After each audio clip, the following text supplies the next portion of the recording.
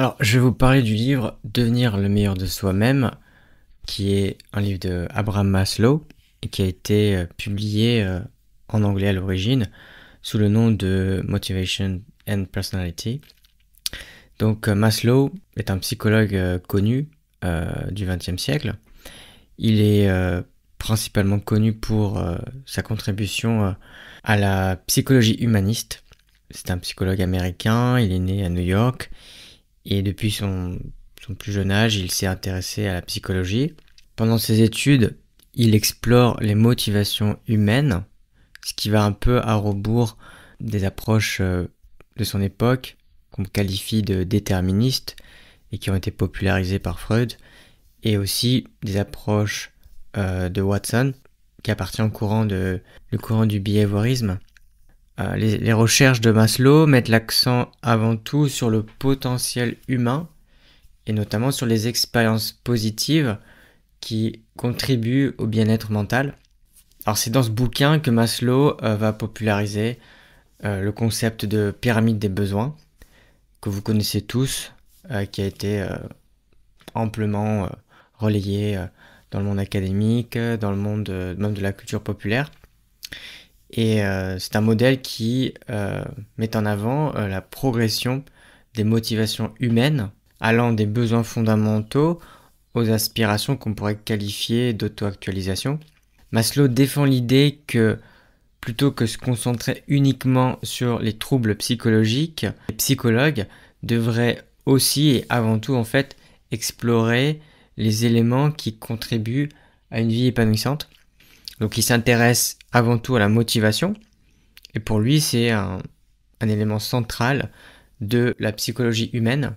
Selon lui, la motivation c'est cette force qui incite les individus à agir pour satisfaire des besoins, qu'ils soient physiologiques, émotionnels ou psychologiques. Maslow pense qu'une personne qui voit ses besoins fondamentaux satisfaits a davantage en fait la possibilité d'atteindre son plein potentiel et d'aller vers une quête d'auto-actualisation. Donc c'est une vision qui est plutôt positive. Elle contraste aussi un peu avec les modèles précédents qui ont été mis en avant par des psychologues de renom.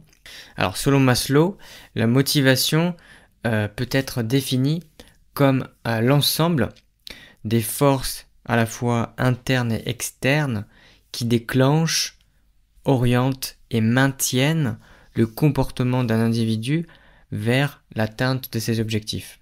Il propose un modèle clair et structuré pour comprendre ses besoins qui sont organisés selon une hiérarchie allant des plus fondamentaux aux plus élevés. Il y aurait donc 5 types de besoins. Donc il y a d'abord les besoins physiologiques, c'est-à-dire les besoins qui sont élémentaires, qui sont liés à la survie, comme la nourriture, l'eau, le sommeil, la respiration de l'air. Sans la satisfaction de ces besoins, la personne est dans un état de malaise et ça compromet bien sûr sa santé physique et mentale. Le deuxième échelon de cette pyramide, c'est le besoin de sécurité. Une fois que les besoins physiologiques sont comblés, l'individu cherche avant tout à lutter contre d'éventuels dangers, qu'ils soient physiques ou émotionnels. Cela implique notamment la sécurité financière, la sécurité de l'emploi, la protection contre la violence et les maladies. Le troisième échelon, c'est le besoin d'appartenance, qui reflète notre désir d'interagir et de se connecter avec les autres. Donc ça comprend l'amour, l'amitié, l'acceptation sociale. Et on est bien sûr des animaux sociaux, on a besoin de s'en sentir appartenir à un groupe. C'est assez lié à notre histoire génétique, à notre évolution.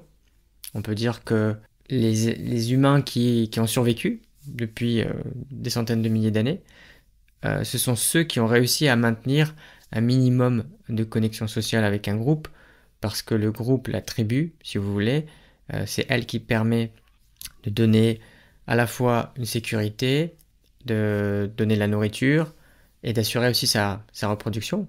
Donc le besoin d'appartenance est un besoin très fort chez les humains, plus fort que dans d'autres espèces qui reposent moins sur le groupe pour survivre. Donc On pourrait dire aussi que d'une certaine façon, le besoin d'appartenance est un peu lié au besoin de sécurité. Donc les gens, naturellement, ont besoin d'assouvir le besoin d'appartenance et veulent réduire l'isolement émotionnel. Le quatrième niveau correspond au besoin qu'on qualifie d'estime. Donc ça comprend la reconnaissance, le respect de soi et également la reconnaissance des autres. Bien sûr, il y a des liens entre l'appartenance et l'estime. Plus vous avez de prestige dans une communauté, plus vous aurez la possibilité de renforcer ce besoin d'appartenance. Les besoins d'estime comprennent le besoin d'accomplissement, le besoin de compétence et le besoin d'acceptation sociale. La confiance en soi et l'estime personnelle sont deux éléments très liés. Le cinquième échelon correspond aux besoins d'auto-actualisation. On pourrait aussi qualifier les besoins de réalisation. Donc c'est le sommet de la hiérarchie. Et il concerne la volonté de réaliser donc son plein potentiel à travers la recherche de créativité, l'engagement dans des activités qui apportent une grande satisfaction. Ça peut être d'ordre spirituel, d'ordre professionnel. Et donc l'auto-actualisation, c'est ce qu'on peut appeler le but ultime de la vie d'une personne. Enfin, c'est ce qui la pousse à devenir la meilleure version de soi-même. C'est une expression qu'on entend souvent, mais ça vient avant tout de Maslow, cette idée d'atteindre la réalisation, c'est d'accéder au stade ultime des besoins humains. Alors, la hiérarchie de Maslow suggère que les individus avancent à travers plusieurs niveaux, donc les niveaux que je viens de citer, et donc chaque niveau doit être en partie satisfait avant de pouvoir accéder à des besoins supérieurs. Par exemple, si vous ne mangez pas à votre faim, ça ne sert à rien de vouloir chercher à assouvir un besoin d'appartenance, par exemple, parce que la faim est tellement essentielle, tellement basique, qu'il est vain de vouloir créer des liens sociaux, si ce n'est pour assouvir justement ce besoin alimentaire. De la même façon, si vous habitez dans une société où il y a des problèmes de violence, des problèmes de sécurité, c'est très difficile de vraiment se projeter vers un besoin d'auto-actualisation, parce que c'est loin en fait de votre réalité. Si au quotidien vous avez peur pour votre vie, eh bien vous allez avant tout essayer de vous protéger avant même d'essayer de devenir le meilleur de vous-même et d'avoir une profession qui soit vraiment en phase avec vos valeurs. Alors, le concept de santé psychologique, selon Maslow, dépasse la simple absence de maladie mentale. Donc, c'est un concept qui englobe une vie riche et épanouissante dans laquelle l'individu réalise à la fois son plein potentiel et atteint un état d'auto-actualisation. Pour lui, la santé psychologique s'exprime par la capacité d'une personne à se développer pleinement sur le plan émotionnel, mais également intellectuel et créatif. Ce haut niveau de développement psychologique, il se manifeste par des comportements sains, des relations positives et une perception claire de soi et du monde. Alors, une personne auto-actualisée, c'est quelqu'un qui a, on va dire, satisfait ses besoins fondamentaux et qui est dans une démarche de quête de croissance personnelle. Les caractéristiques de ces individus sont souvent liées, on va dire, à des notions comme la créativité, l'authenticité, la compréhension des autres, donc c'est-à-dire l'empathie, et une forte capacité à apprécier ce qu'on pourrait dire la beauté et la bonté de la vie. Ça paraît un peu niais, mais c'est cette idée qu'il y a une forme de gratitude, une forme de compréhension profonde et instinctive des choses qui relèvent du quotidien. Ces personnes ont également une perception réaliste de leurs propres faiblesses et aussi bien sûr de leurs forces, et elles possèdent une empathie plus grande que la moyenne. Donc j'imagine qu'en faisant cette description-là, vous avez en tête sans doute quelqu'un dans votre entourage qui possède ces qualités, qui a réussi à se développer d'un point de vue psychologique pour être sensible aux autres, pour être dans une relation très sincère vis-à-vis de soi-même, qui a acquis une grande connaissance de soi et qui n'a pas développé un narcissisme, un ego surdimensionné. Voilà, ça existe quand même. Bon, encore heureux que ça existe aujourd'hui. Et souvent, donc, ces personnes qui ont atteint un haut degré de réalisation psychologique ont souvent des objectifs qu'on pourrait qualifier d'altruistes Et souvent, ces personnes s'engagent dans des actions mises au service de l'intérêt des autres. Maslow donne des exemples de personnes qui illustrent ce haut degré de réalisation. Donc il parle par exemple de Abraham Lincoln, qui pour lui est considéré comme un grand leader, qui a démontré des capacités exceptionnelles. Son engagement envers l'unité et l'égalité est un exemple de ce qu'on pourrait appeler la réalisation de soi, et cette idée d'aller vers un idéal qui nous dépasse. Il cite également Eleanor Roosevelt, qui fut première dame des États-Unis, et elle était militante. Elle a consacré une partie de sa vie à défendre les droits de l'homme et aussi à améliorer les conditions sociales de son époque. Il parle également de Albert Einstein, qui a fait bien sûr des découvertes immenses dans le domaine de la science, mais qui s'est également engagé dans des causes sociales et politiques. Et donc c'est quelqu'un qui pour Maslow est un exemple de réussite d'un point de vue psychologique, mais qui a bien sûr aussi des manifestations concrètes sur le plan de la vie professionnelle. Les personnes qu'on qualifie d'auto-actualisées sont souvent perçues comme des modèles et des leaders, non seulement du fait de leur réalisation, mais également parce qu'elles ont une vision et une capacité à promouvoir des valeurs et des idéaux qui vont au-delà de leur propre existence. C'est ce qu'on dit couramment de personnes qui sont passées dans la postérité, des gens dont on se souvient, pas uniquement pour ce qu'elles ont fait, mais surtout pour les valeurs universelles qu'elles ont pu communiquer par leurs actions. Alors, l'analyse des conséquences du manque de satisfaction des besoins fondamentaux est primordiale si on veut comprendre les impacts négatifs sur la santé mentale. Lorsque les besoins d'un individu ne sont pas satisfaits, cela peut engendrer une série de problèmes psychologiques et émotionnels. La frustration de ces besoins entraîne non seulement des souffrances individuelles, mais peut également avoir des répercussions sur le comportement social et le bien-être général. Par exemple, si un individu éprouve un manque dans le domaine de la sécurité ou l'appartenance, donc dans ces besoins-là, eh bien, il va éprouver de l'anxiété. Il peut ressentir une forme de dépression ou même de la détresse. De même, quelqu'un qui n'a pas vécu des relations affectueuses, eh bien, il peut se réfugier dans une forme de solitude et d'isolement, ce qui peut avoir un impact négatif sur sa santé mentale et son bonheur. Alors, il y a un lien direct entre les besoins non satisfaits et les troubles psychologiques. La conséquence de cela, c'est que Maslow dit que la psychopathologie, donc c'est-à-dire les souffrances psychiques, sont directement liées à un manque dans la satisfaction des besoins. C'est pourquoi les gens qui luttent pour satisfaire leurs besoins de base, comme la nourriture, le fait d'avoir un abri ou l'amour, sont souvent plus enclins à développer des troubles comme l'anxiété, la dépression ou les troubles de la personnalité. Ces manifestations, donc de troubles, sont en fait ce qu'on pourrait appeler des mécanismes de défense contre la douleur que cause justement cette frustration de ces besoins non satisfaits. Par exemple, quelqu'un qui a des problèmes d'estime personnelle, donc qui n'a pas réussi à satisfaire ce besoin-là, eh bien, il peut de fait développer une image négative, ce qui entraîne des comportements autodestructeurs et aussi des schémas de dépendance vis-à-vis des personnes qui pourraient valider ou pas certains traits de caractère ou valider son image.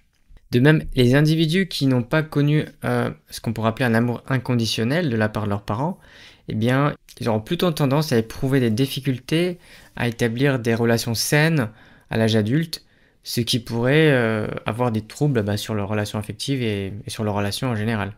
Maslow suggère que la santé mentale implique un processus de satisfaction des besoins fondamentaux où chaque besoin insatisfait peut engendrer des conséquences psychologiques importantes. Maslow suggère que la santé mentale implique un processus de satisfaction des besoins fondamentaux où chaque besoin insatisfait finalement peut engendrer des conséquences psychologiques importantes. Et donc c'est pour ça qu'il est nécessaire de faire le lien entre la satisfaction des besoins et la thérapie en psychologie, car si on comprend bien ces besoins, on peut aider les thérapeutes à vraiment cibler les origines des souffrances psychiques et aussi promouvoir des interventions qui visent à assouvir certains besoins, ou en tout cas restaurer une forme d'équilibre. Ensuite, il y a la notion d'expression personnelle qui, selon Maslow, joue un rôle important dans le développement d'un individu. Donc cette dimension expressive fait référence à la capacité d'un individu à exprimer ses émotions, ses pensées et ses croyances de manière authentique. Maslow pense que l'expression personnelle est essentielle pour réaliser son potentiel et atteindre le niveau d'auto-actualisation. Ce n'est que par l'authenticité que l'on peut véritablement atteindre le niveau d'auto-actualisation et avoir une relation saine avec son entourage et son environnement. L'une des raisons de cela, c'est que les individus qui s'expriment ouvertement peuvent gérer leurs émotions et réduire leurs tensions en fait. Par exemple, l'expression artistique est souvent utilisée comme moyen de libération émotionnelle. Donc quand on parle d'activités créatives, on peut penser à la peinture, l'écriture, la musique. Donc toutes ces activités-là, elles permettent de canaliser des expériences complexes, ce qui facilite l'expression d'une catharsis et de la guérison qui s'ensuit. Donc la catharsis, ça consiste à se libérer de choses qui peuvent être négatives. Cette expression des sentiments de manière authentique est très importante car c'est lorsqu'il y a des émotions qui sont refoulées qu'on n'arrive pas à surmonter certains troubles psychiques comme l'anxiété et la dépression. Quelqu'un qui a pris l'habitude de réprimer constamment ses émotions, eh bien, il risque de ressentir un profond malaise psychologique, ce qui peut avoir des comportements d'évitement ou d'autodestruction. Par exemple, si quelqu'un se sent en colère ou s'il est triste, mais qui ne s'autorise pas à exprimer ses émotions, eh bien, il va développer des symptômes qu'on peut qualifier de psychosomatiques, comme par exemple les troubles somatiques ou des migraines. Le refoulement de ces émotions, eh bien, ça peut avoir des conséquences sur les conflits internes, donc ça peut augmenter le stress, et ça peut mener à des crises émotionnelles. Donc Maslow souligne que l'expression et la créativité sont en fait des indicateurs de la santé psychologique. C'est-à-dire que plus un individu aura tendance à s'exprimer, à être créatif, plus en fait, il sera considéré comme psychologiquement sain. Donc ce type d'individu, donc ceux qui arrivent à s'exprimer, eh bien, en général, sont beaucoup plus résilients face aux défis de la vie. Ce lien qui a été mis en évidence entre expression et santé mentale montre qu'il est important de développer la communication ouverte et sincère dans les contextes thérapeutiques, parce que tout simplement, ça favorise la guérison.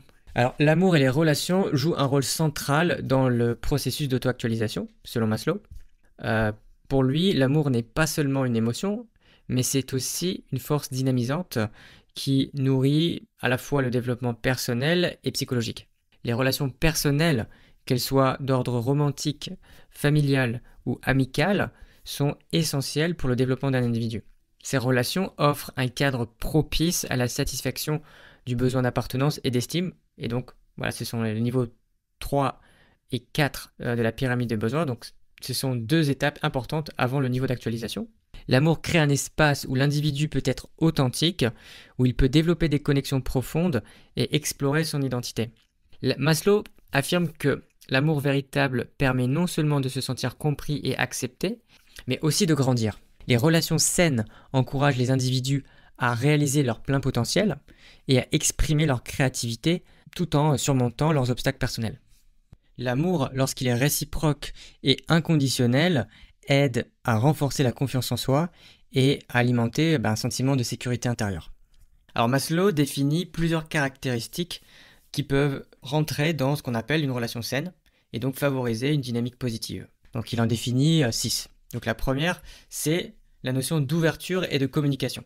Donc dans une relation saine, les partenaires partagent à la fois leurs pensées et leurs émotions de manière honnête, ce qui favorise une compréhension mutuelle et une proximité émotionnelle. Le deuxième point, c'est le respect et l'acceptation mutuelle. Donc ça veut dire que chaque partenaire doit reconnaître et valoriser l'indépendance et la dignité de l'autre. Et ce respect se manifeste par l'absence de manipulation ou de contrôle, et ça permet à chacun de s'épanouir individuellement. Le troisième point, c'est le soutien émotionnel.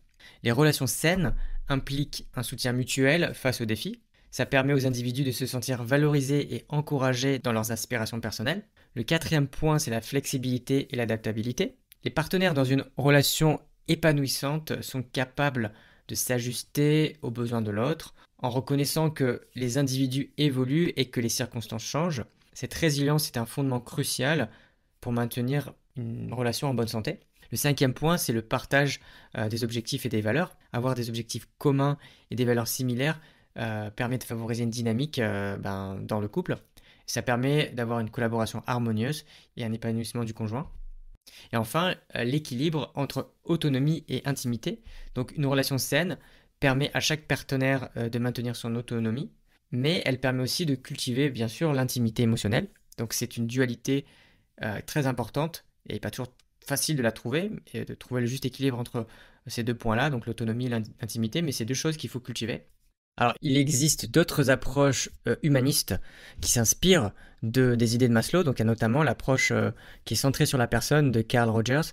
Et donc, elle met l'accent sur les individus dans leur ensemble. Donc, au lieu de traiter le patient comme un simple ensemble de symptômes à corriger, cette approche considère l'individu comme à la fois capable de croître et de se développer dans un environnement favorable. Ça implique plusieurs éléments clés. Donc il y en a 5. Le premier, c'est qu'il faut créer un environnement thérapeutique positif pour favoriser donc l'auto-actualisation, qui est bien sûr le dernier stade de la pyramide des besoins. Donc le thérapeute doit établir un cadre sûr qui est caractérisé par l'empathie, la compréhension inconditionnelle et le respect. Cette atmosphère permet aux patients de s'exprimer librement, permet de partager ses frustrations et de s'engager en fait dans un processus de découverte personnelle. Le deuxième point, c'est l'encouragement à l'expression personnelle. Donc dans la psychologie humaniste, l'expression des pensées et des émotions est primordiale. Donc les thérapeutes doivent encourager les patients à explorer leurs sentiments réels en les aidant à articuler à la fois leurs besoins et aspirations, ce qui a pour but de contribuer à leur croissance personnelle. Le troisième point, c'est la gratification des besoins. Donc en intégrant les besoins de la pyramide de Maslow, les thérapeutes peuvent identifier les besoins non satisfaits des patients, que ce soit des besoins de sécurité, d'appartenance ou d'estime. Ça permet de dresser une carte des obstacles à l'auto-actualisation, qui est le but ultime. Et donc ça oriente les interventions thérapeutiques vers la satisfaction de ces besoins fondamentaux. Le quatrième point, c'est le développement du potentiel individuel. Donc les thérapies humanistes visent à renforcer la confiance en soi et l'estime de soi, ce qui permet aux individus de se concentrer sur leurs capacités, sur leurs ressources internes. Ça contribue aussi à l'émergence de ce qu'on peut appeler une meilleure résilience face aux défis de la vie. Et le cinquième point, c'est la considération de la dimension existentielle. Donc les approches humanistes encouragent les individus à s'engager dans une réflexion sur le sens même de leur existence, sur leurs valeurs et sur leur place dans le monde. Ça conduit à une exploration qui est vraiment plus profonde. Donc l'approche de la psychologie de Maslow, on peut la qualifier d'holistique parce qu'elle est centrée sur l'individu. Elle renforce non seulement la santé mentale, mais également elle a pour but de transformer la vie des individus en les amenant vers un niveau supérieur de leur existence via l'assouvissement d'une série de besoins classés par ordre d'importance.